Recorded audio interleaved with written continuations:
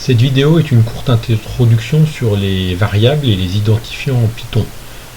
L'objectif, c'est d'aller un petit peu plus loin que ce qu'on peut lire de très introductif sur l'utilisation des variables en Python, pour comprendre un petit peu ce qu'il y a derrière, sans être non plus un cours pour des spécialistes de Python. Alors, en Python, tout est codé dans des objets, des informations, et chaque objet a trois propriétés, au moins trois propriétés tout le temps. Un identifiant, qui est un numéro qui est comme le numéro sécurité sociale, si vous voulez, de l'objet. C'est un identifiant unique pour chaque objet, qui est accessible par une fonction id. Ça a un type, donc ça peut être un nom, une chaîne de caractères, une liste, un tuple, un dictionnaire, etc., accessible par la fonction type. On entend parfois que Python est un langage non typé, ce qui n'est pas vrai. Les variables ont toutes des types, enfin les variables et toutes les données ont des types. Ce qu'il y a, c'est que c'est typé à la volée, dynamiquement, ce qui rend transparent l'utilisation d'un certain nombre de choses. Et ça a une valeur, c'est-à-dire ça c'est l'information brute en elle-même, qui est codée dans une zone mémoire de la machine, qu'on peut repérer grâce à l'identifiant. Et quand on a une variable, c'est un nom qui est donné dans une partie du programme, un objet. Et un même objet peut avoir plusieurs noms, plusieurs variables peuvent être référencées le même objet, et le contenu d'une variable, en elle-même, je veux dire en machine, c'est l'identifiant d'un objet. C'est-à-dire qu'à chaque variable, on a un identifiant. Quand on parle de valeur d'une variable, en fait, on va regarder la valeur de l'objet qui est identifié par la variable. Donc deux variables qui se réfèrent au même objet, c'est qu'elles vont contenir le même identifiant du même objet. Alors, les références et les identifiants, alors voilà par exemple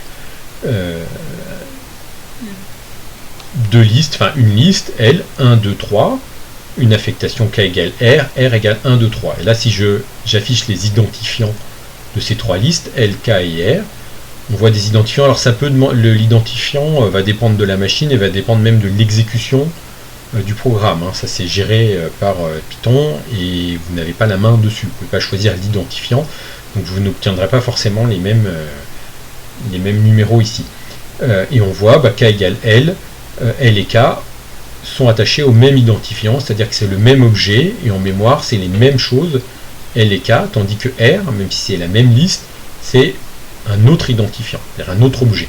Donc ce code-là, il y a trois variables, mais il y a deux objets.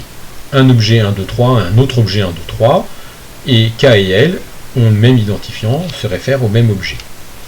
Souvent, on va faire des dessins de ce type-là, alors c'est pas normalisé, où on va mettre les valeurs, c'est-à-dire ça, voilà, c'est ce qui est codé en mémoire, le nom des variables, et puis on ne parle pas des numéros d'identifiants qui sont longs, mais on met une flèche pour dire que L, en fait, référence, identifie cet objet-là, et associe l'identifiant de cet objet, K aussi, et R aussi.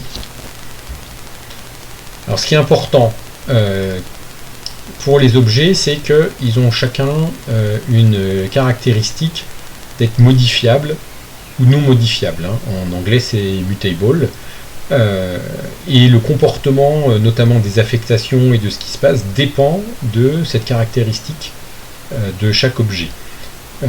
Alors ceux qui sont modifiables, mutables, voilà, c'est les listes, les dictionnaires, les ensembles par exemple, et les objets qui ne sont pas modifiables, par exemple aussi, parce qu'il y en a plein, les nombres, les entiers, les flottants, les tuples, les chaînes de caractères, et des objets qu'on appelle des frozen sets.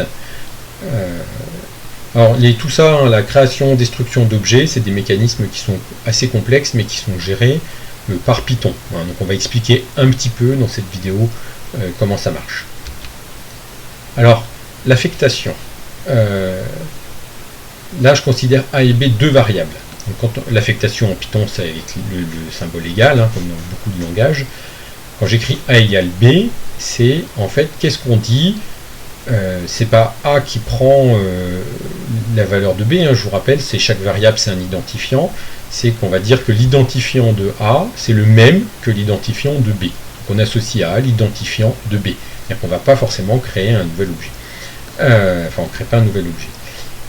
Et maintenant, si on a une affectation, alors ça c'est quand on a une affectation variable, et quand on a une affectation A égale et qu'on met directement une valeur, par exemple A égale 1 ou A égale à la liste 1,2, là tout dépend de est-ce que la valeur, sa référence, c'est une valeur qui est modifiable, c'est de type modifiable ou c'est de caractéristiques modifiables ou non modifiables, mutable ou non mutable. Si c'est mutable, comme les listes, quand je fais A égale valeur, ça crée un nouvel objet, valeur, et ça prend son identifiant et ça le met dans A. Maintenant, si A n'est pas modifiable, par exemple si c'est une chaîne de caractères ou si c'est un entier, quand on fait A égale valeur, Python cherche si cette valeur, il y a déjà un objet qui a cette valeur en mémoire. Si c'est le cas, il associe à A l'identifiant de cette valeur qui existe déjà. C'est-à-dire qu'il va réutiliser, pour ne pas dupliquer, pour ne pas prendre plus de mémoire, il va réutiliser l'espace mémoire qui est utilisé, l'identifiant de l'objet qui est utilisé. Et si ça n'existe pas, là il va créer l'objet et affecter cet identifiant créé à A.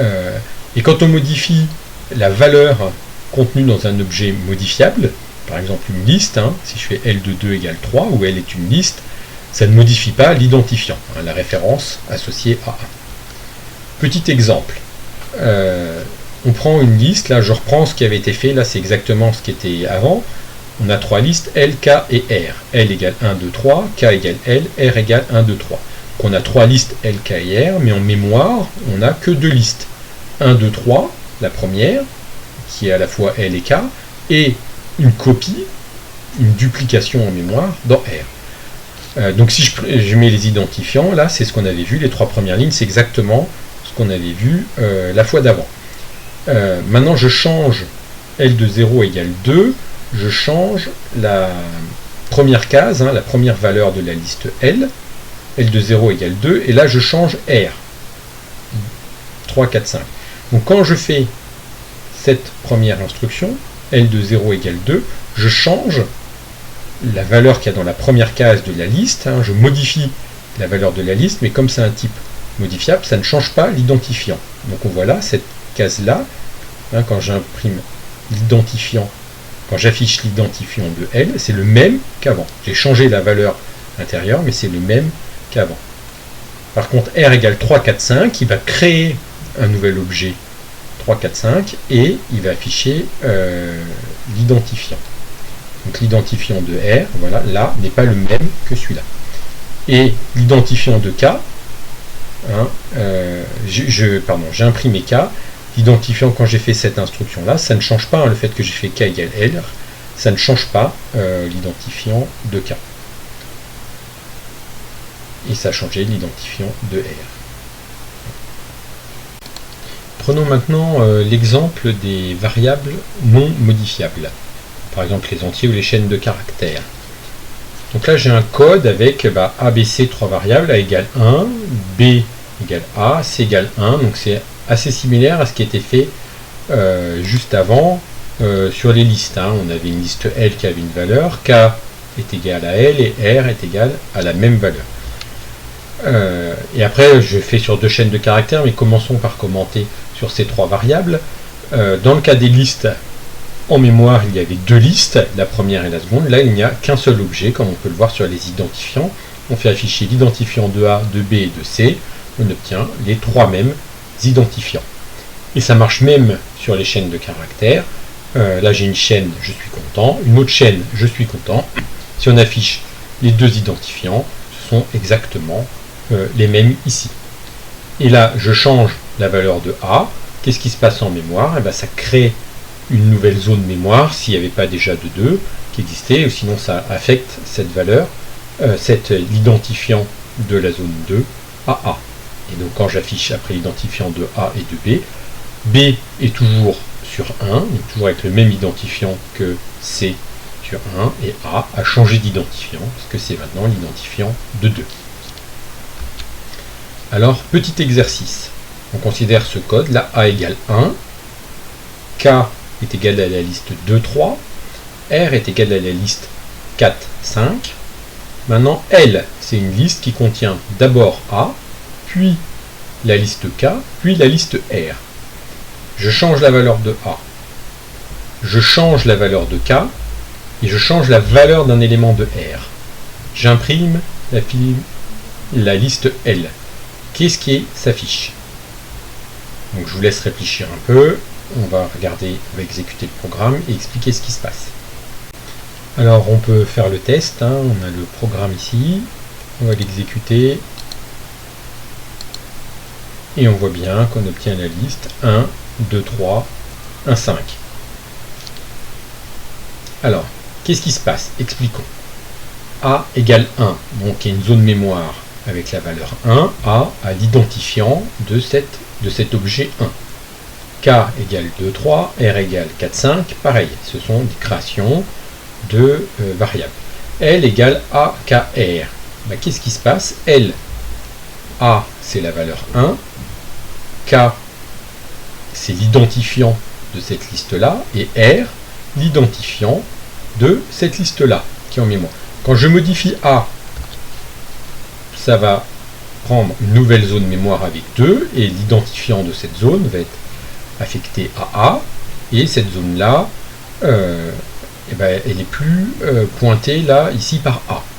Alors, quand il y a des zones qui ne sont plus pointées par rien, Python se débrouille, il y a un garbage collector pour les éliminer. Ce qui n'est pas si simple, parce qu'il peut y avoir des cycles, etc., mais on ne va pas détailler. Il y a des mécanismes internes pour libérer de la mémoire. Pas besoin de faire de free ou de choses comme ça, comme on peut faire en C, par exemple. Donc, 2, 3, A, on fait ça. K égale 3, 2. Donc là, K, c'est pareil, c'est une nouvelle liste. Mais ça ne change pas. Hein, donc quand je fais K égale 3, 2, il y a une nouvelle liste 3, 2 qui est créée. L'identifiant de cette nouvelle liste est affecté à K. Ça ne change pas l'identifiant de ce qui était dans L. Et après, R de 0 est égal à 1, on va changer la première valeur de R qui est ici. On la met à 1. Ça ne change pas l'identifiant de ce bloc-là, donc l'identifiant de ça. Et donc, quand on affiche, on va afficher 1, la liste 2, 3, la liste 1, 5, comme on a pu le voir sur l'exécution. Alors, c'est même un tout petit peu plus compliqué que le dessin qui est fait au-dessus, hein, même si les idées sont exactement les mêmes, mais il faudrait faire encore plus de flèches. C'est qu'à l'intérieur des listes, quand il y a une liste qui contient un 1, là, A égale 1, L égale 1, 1, bah ce 1 là, c'est le même que celui-là. C'est-à-dire que c'est le même objet 1, il n'est pas recréé, il est réutilisé. Si je prends l'identifiant du premier élément de L, eh ben, j'obtiens le même identifiant que pour A et le même identifiant que pour le deuxième élément de L. Donc en fait, quand on fait un truc comme ça, A égale 1, c'est un identifiant, et L contient des identifiants. Et ça, on le verra un peu plus en détail. Je ferai aussi une vidéo sur les listes pour expliquer comment ça marche dans les listes.